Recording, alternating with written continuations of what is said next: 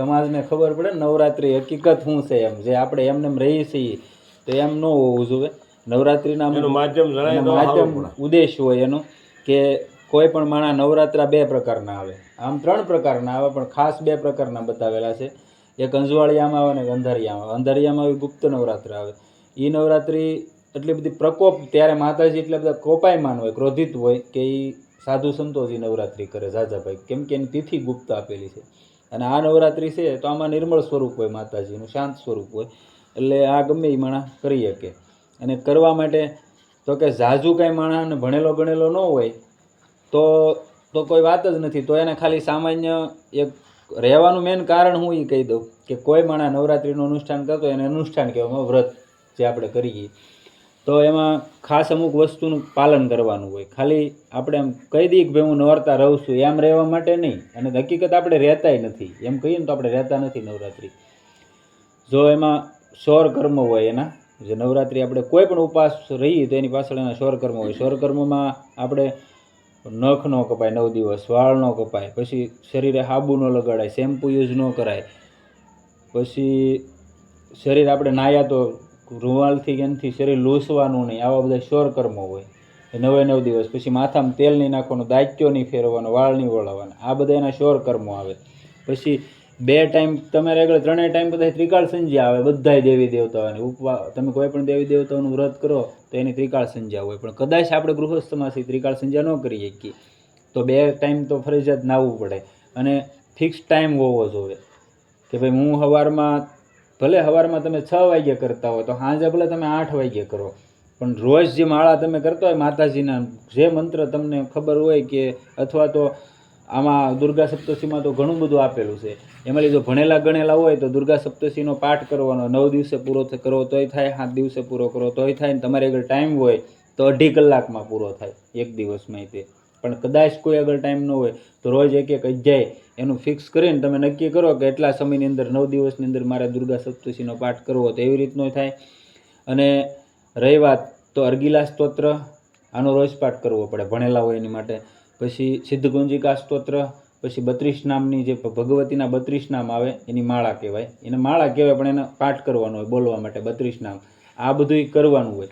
પછી નવરાત્રિ તમે અમુક રહેતા હો ત્યારે ક્યારેય પેટ ભરીને નહીં ખાઈ લેવાનું, અને બને ક્યાં સુધી અનાજ નહીં ખાવાનું. આ તો કદાચ કોઈ ન રહીએ કે એક ટાઈમ ખાતો હોય તો તમે રોજ જે ખાતા હો એમાંથી તમને ખબર છે કે હું 2.5 રોટલો ખાવ કે 1 રોટલો ખાવ તો અડધું જ ખાવાનું. જે એક ટાઈમ તમે ખાવ એમાં અડધું ખાવાનું. કેમ કે વ્રતનું અનુષ્ઠાન કોઈ પણ તમે કરો ને તો એના નિયમો હોય. તો આપણે એમ કહીએ ને કે આપણને ફળ કેમ નથી મળતું અને આપણે તો એટલું કરીએ તો આપણને મળતું નથી, એનું મેન કારણ આ. તમે ખાઈ લો અને તમને ઓટકાર આવી ગયો એટલે તમારું વ્રત ત્યાં ખંડિત થઈ ગયું. જમવા બેઠા કોઈ પણ વસ્તુ તમે ખાધી, વ્રત કરીને ઓટકાર ન આવવો જોઈએ, નહીંતર વ્રત તૂટી જાય. આવું હું નથી કહેતો, આમાં છે એટલે કહું છું. અને દેવી ભાગવતમાં આનો ઉલ્લેખ છે એટલે વાત કરું એમ. એટલે કોઈ પણ વ્રત અનુષ્ઠાન તમે કરો અને 9 દિવસ તમે દીવો માતાજીને કરો, ઝાઝુ તમે કંઈ ન કરી શકો તો દીવો તો કરવાનો છો. અખંડ દીવો નવરાત્રિ કોઈ માણસ રહેતો હોય માતાજી પ્રત્યેના, ઘણા માતાજીના ભક્તો છે. અને આ રીતે જેમ ભગવાનની ઉપાસના કરીએ એમ ઋષિ મુનિઓ, મેઘાતિથિ છે, માર્કંડેય ઋષિ છે, પછી હમણાંના આપણે રામકૃષ્ણ પરમહંસ, મહાકાળી સાક્ષાત એને વાતું કરતા, આવા કયેક ઉપાસકો છે અને કરે છે માતાજીની ઉપાસના. પણ એને ઉપાસના કરવા છતાં એનું 9 દિવસમાં ફળ નથી મળતું. તો એનું મેન કારણ એને આ જોવું પડે, પાછું જોવું પડે કે આ કેમ નથી મળતું. પછી તમે દેવી કવચ છે, પછી રાત્રિ સૂક્ત છે. અને નવરાત્રિ ઘણા માણસો બને ને ક્યાં સુધી સાત્વિક જ રહેવાની, વૈષ્ણવ નવરાત્રિ જેને કહેવાય સાત્વિક, કે 9 દિવસ તમે તમારા ઘરમાં નવરાત્રિ રહેતા હોય તો તમારા ઘરમાં લસણ ડુંગળીવાળું તો બનવું જ ન જોઈએ પહેલાં પ્રથમ કોઈ વસ્તુ. અને તમે જે કાંઈ એક ટાઈમ જમતા હો અથવા તો ફળાહાર કરતા હોય તો એ માતાજીને ભોગ લગાવીને પછી ખાવાનું. અને ખાસ 9 દિવસ દીવો ન ઓલવાવો જોઈએ, એનું ખાસ ખ્યાલ રાખવાનો. એટલી વસ્તુ કરો. અને પછી છેલ્લે 9મા દિવસે જેને કન્યા લાંગુરા કહેવાય, જે માતાજી હોય ને એ 9 દેવીની તમે ઉપાસના 9 દિવસમાં 9 દેવીની ઉપાસના આવી, બરાબર.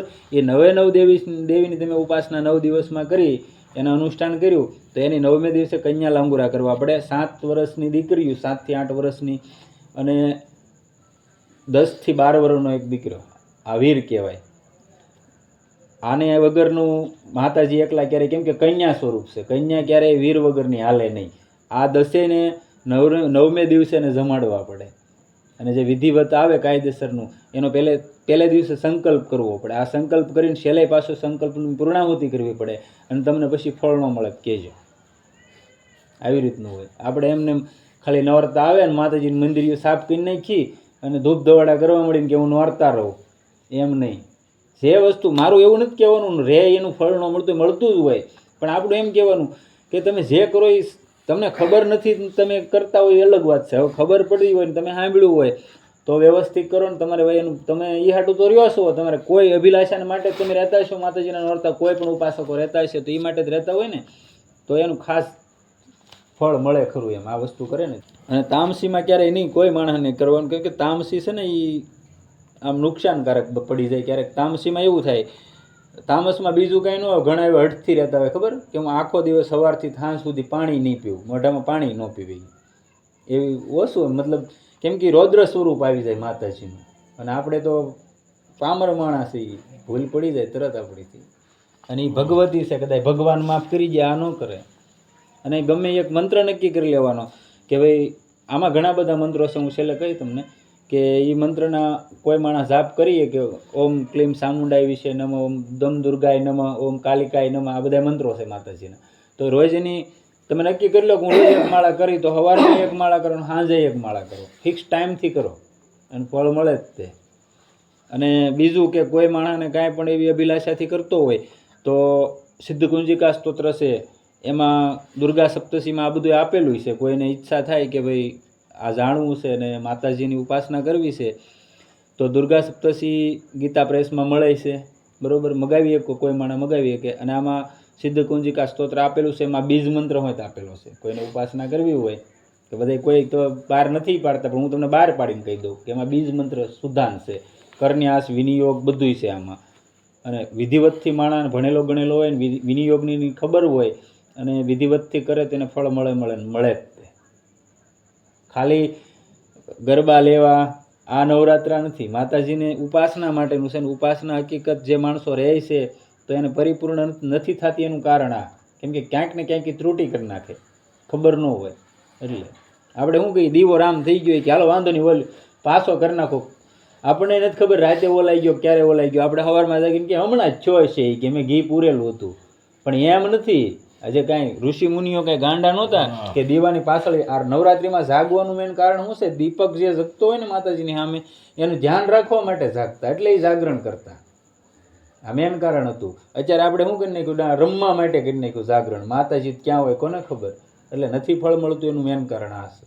નહીતર આ ભલામણા તમને હકવીને અહીંથી બહાર લઈ જાય અને બધું તમારું કામ થાય છે, તમે હાલી શકો છો. એ ન હોય તમે હાલી શકો. શરીર આપણને ભગવાન આપી દીધું હાલો, પણ આપણામાં શક્તિની ઉણપ હોય, શક્તિ ન હોય તો કોની તેવડ છે, કદાચ અહીંયા પડ્યો રહે માણા બાકી ઊભો ન થઈ શકે, હાથ ન મળે, પેરાલિસિસ આવી જાય, આપણે જોતા ન હલતું અડધું આમ, કેમ કે એમાંથી શક્તિ ક્ષીણ થઈ ગઈ. તો આ બધુંય તમારું અકવી જશે ને બધુંય તમારું કરે છે, તો તમને એનો કાંઈ પણ એનો પ્રભાવ તમારી માથે ન દેખાય, પણ ક્યાંક તમે ત્રુટિ કરતા. સદગુરુદેવ સીતારામ રામ રામ સીતારામ રામ રામ સીતારામ રામ રામ સીતારામ રામ રામ સીતારામ.